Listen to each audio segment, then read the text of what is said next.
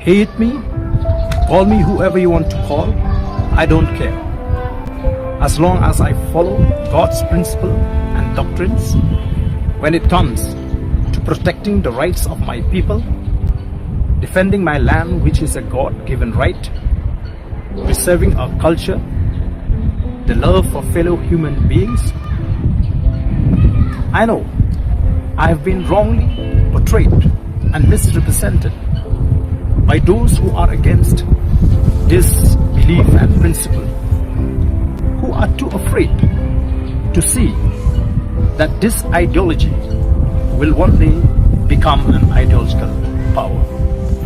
When I try to correct the wrong, when I try to teach the people about their rights, when I try to uncover the hidden agendas of those vested interests people who have been exploiting and manipulating the minds of the innocent all the while, I was instead branded as a holier than thou person, which I am not.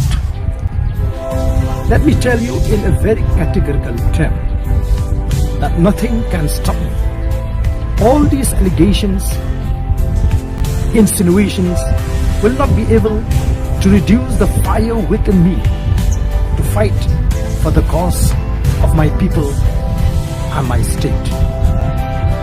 As citizens, we need to be enlightened that this is not the first time in the history of mankind where there are people or groups of people who distort facts, manufacture false narrative to mislead the people in order to protect their interest. I would therefore call upon all the right-thinking people to join us in our fight against these evil forces. Because what we are fighting today is between good versus evil.